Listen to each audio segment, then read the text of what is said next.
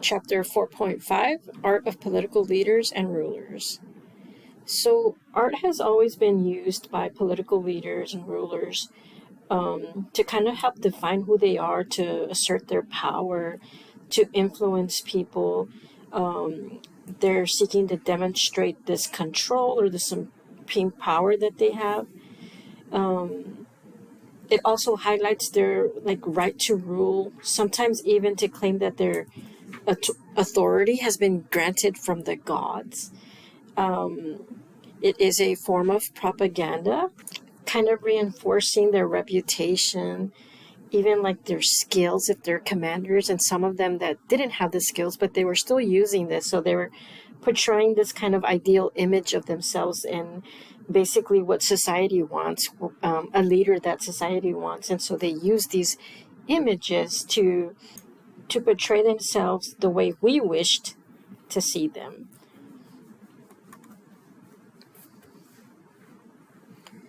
So with iconic portraiture of leaders, artists have developed ways to show their power, their authority.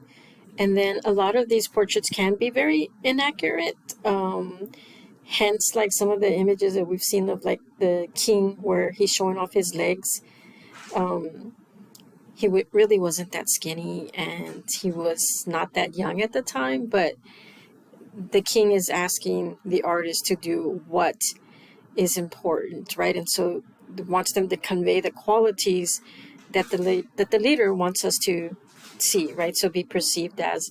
And so sometimes they are, when we see them, they're really kind of false, but it's the idea of that message that the leaders want to portray. So this is Napoleon Crossing the Alps by David. And so this is his image, portrait, where he's shown as this like really glamorized leader. He's got the whole suit, the hat, the gear. He's out going to war on his horse, and this like horse is amazing. It looks great, and so it shows him as this like master horseman. He's powerful. He's in control. He's got all the skills of a great warrior. But in reality, Napoleon did not lead his army over the Alps, but sent the army ahead of him. And then they go ahead and on foot, while Napoleon follows in the back on a mule. So, I mean, you can imagine, like, that's not the greatest story, and not something that we want to be like, oh, our leader came, sent his troops in first by foot, and then he rides in the back in a mule. So in order for him to be able to show this greatness, this is what he has his artists do, is portray him as this great, powerful leader and this glamorized moment. That really never happened. This is Elizabeth I, the Armada portrait. And so in this portrait, it commemorates the English victory. She is painted with this like really rich gown covered with pearls and bows. The largest pearl hangs over her genitalia area, and it symbolized the chastity that she has maintained. And so it was very important for her to say that, because she's a woman, that she vowed her chastity, that she wasn't going to have children. And so that idea of a woman being in power, men were always afraid that once a woman has children, that she becomes weak. And so this was kind of her promise to her people that that wasn't going to be the case, and that she was going to be this powerful ruler. She has her hand on the globe, and so kind of also talking about that whole idea of her desires to expand to the Americas. And so that even like the naval might that she had throughout the world. And so she became very famous and powerful during her time. She was this independent queen, and so her status was conveyed through this portrait. a lot of rulers often believe that their powers were given to them by the gods, and so this kind of absolute authority was because of this divine protection. So we saw where Louis XIV believed to be he believed to be the sun god, right? And he really believed that his powers were given to him by the gods. So the Stela of Hammurabi, we see where you have these set of rules that are written in cuneiform all down this area. And so in these written rules, basically this is where that rule, an eye for an eye, comes from. And so it's basically saying that a person was supposed to be punished for whatever wrongdoing they did by suffering in the same way as the person who has been wronged. So his laws tended to be very complex, but it was less even-handed when it pertained to people with low status. So like slaves and women, they didn't have the same punishments that somebody in the higher class would have. So for example, if a man was suspected for adultery, he really nothing really happened to him, right? So they just would consider the wife's finances if the man decided to leave her.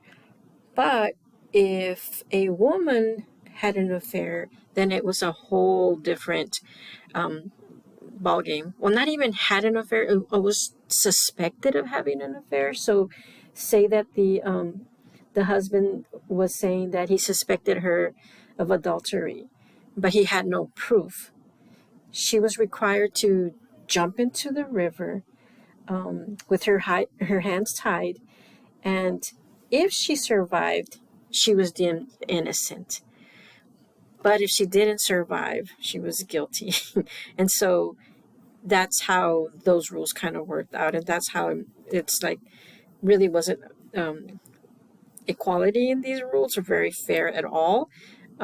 It's kind of extreme, but that was kind of that complexity of his set of laws. Here we see the 16th century depiction of the Byzantine Empress Theodora and her attendants. And so you see a lot of, it's a mosaic, and so you see a lot of detail, some really rich colors. And then this mosaic is positioned on the wall of the apse. This is a sacred part of the church where the altar is placed. So here you see that Theodora is right here in the center, and she's carrying a jeweled chalice of wine.